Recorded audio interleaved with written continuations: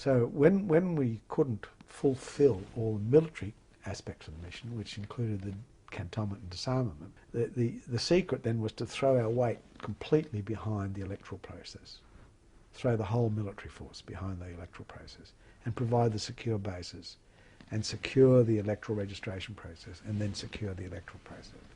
To do that, I had to manoeuvre the whole force to get people into new positions, new dispositions, and to do that. And I had to go to New York and tell them that we were actually going to defend an electoral process.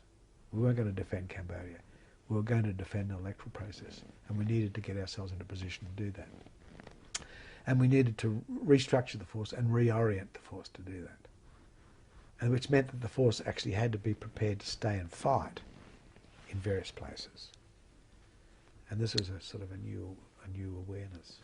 But we then had to train the force.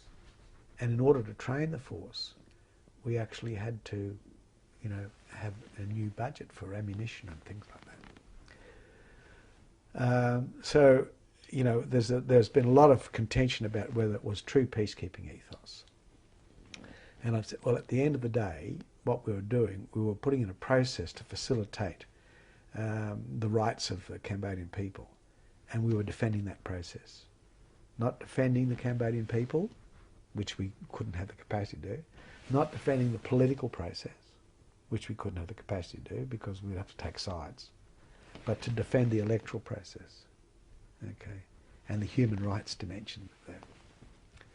Which got us into a whole new range of activities, which the international community had difficulty getting its head around.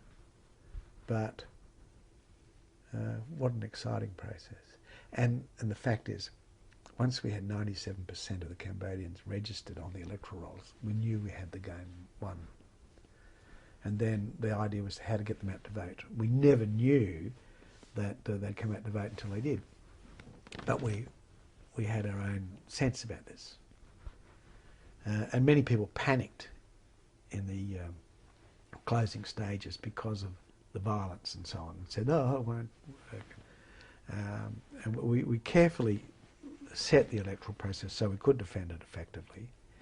And then we waited for the Cambodians to come out and vote, and they did. How did you feel? I can't tell you how euphoric that was. I felt as though I was floating a foot above the ground, And I remember a CNN guy interviewed me and said, General Sanderson, do you think of this as victory? And I said, it's victory for the Cambodian people, and that's what makes it so good.